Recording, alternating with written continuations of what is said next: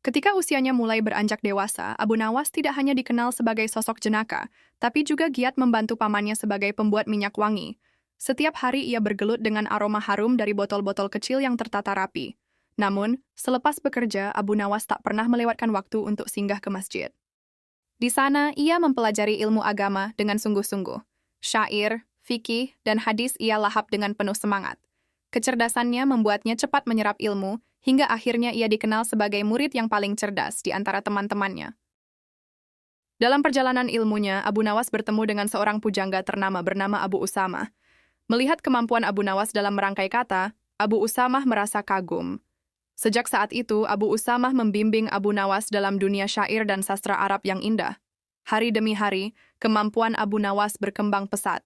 Ia bukan hanya menjadi ahli ilmu agama, tetapi juga seorang sastrawan dengan syair-syair yang menggugah hati. Waktu berlalu, nama Abu Nawas semakin harum, hingga ia diangkat menjadi staf ahli oleh Khalifah Harun al-Rashid.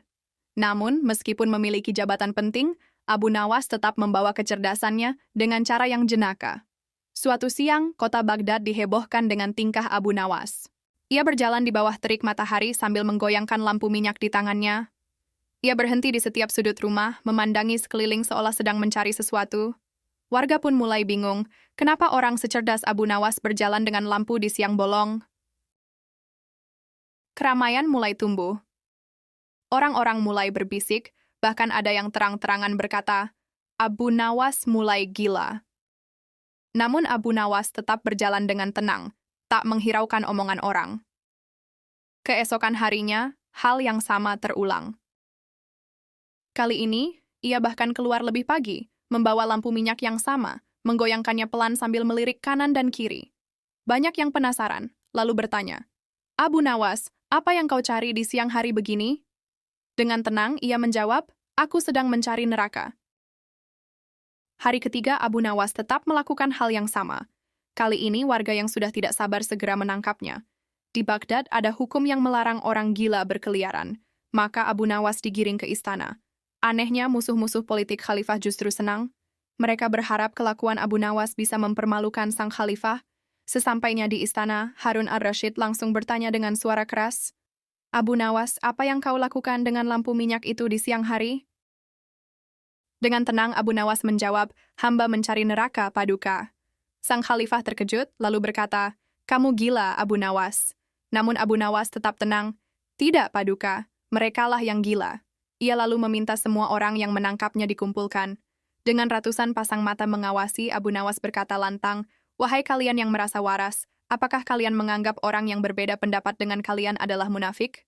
Benar, sahut mereka. Dan munafik itu sesat, bukan? Betul, seru mereka lagi. Abu Nawas lalu mengangkat lampunya tinggi-tinggi dan berkata, jika mereka munafik dan sesat, maka berarti mereka masuk neraka. Di mana neraka itu? Orang-orang menjawab, di akhirat, milik Allah. Abu Nawas tersenyum dan menimpali, kalau neraka ada di akhirat dan hanya Allah yang punya, kenapa kalian di dunia ini begitu mudah menentukan siapa masuk neraka? Apakah kalian asisten Allah? Atau kalianlah yang sebenarnya gila? Kata-kata Abu Nawas membuat Harun al-Rashid tergelak. Ia menepuk lutut sambil tertawa terbahak-bahak. Semua orang terdiam. Dalam kejenakaannya, Abu Nawas menyampaikan pelajaran yang dalam, bahwa manusia tidak berhak menghakimi siapa yang masuk neraka. Dengan canda yang cerdas, ia mengingatkan bahwa surga dan neraka adalah urusan Allah semata.